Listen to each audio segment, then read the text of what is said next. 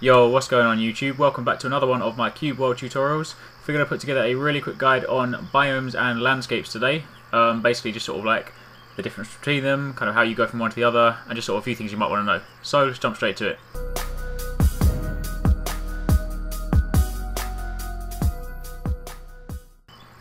Okay, so basically biomes are pretty much just different characteristics in lands that you can sort of venture around. So for example, typically you'll start off in like the grasslands, so you have, it'll be a grassy area, lots of trees, things like that, rivers and all that kind of stuff. But then there are other biomes. There are a total of 6 so far in Cube World, which is grasslands, snowlands, and it's kind of obvious, just a snowy one. Deserts, so lots of sand, cactuses and things like that, or cacti. Jungles, so that's a lot kind of warmer and lots of tall trees.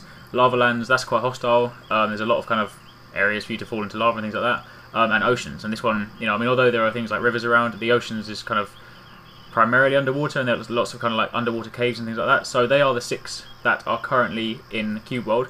There are an additional 4 that they've got planned, which are the undead lands, swamp lands, mushroom lands, and the savannas.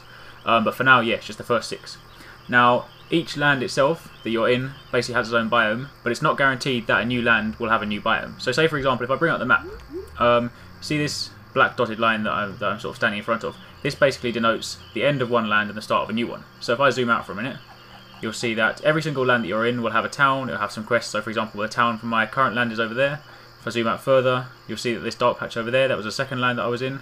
You basically walk between them, but then yeah, if you want to find a new land, then all you do is you walk to the end of your kind of area, where it sort of shows like that, and then where it looks like you got to the end of the world, you'll see that there is a black line, and then a new kind of area gets generated. And then obviously when you cross over to the other side, which I shall do now, there you go, I am now in the lands of Vardara.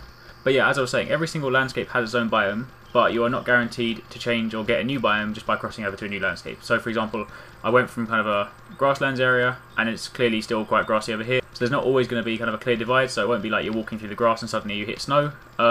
So obviously, if you do want to kind of find one of the slightly more varied ones, like a snowy one or a desert one, or one of the underwater ones, then you might have to kind of go adventuring for a while. But obviously now that I'm in this new land, if I bring up my map again, you'll see that it's kind of extended over here. So my new town is over there, my quests, things like that. So I need to kind of start heading in that direction, because obviously every land does have its own town and has its own quests and everything for you to experience there.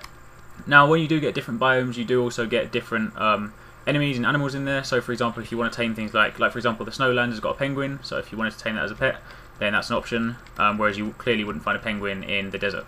So there are kind of, other than just aesthetic kind of differences, there are also kind of differences in enemies and the sort of things you'll find.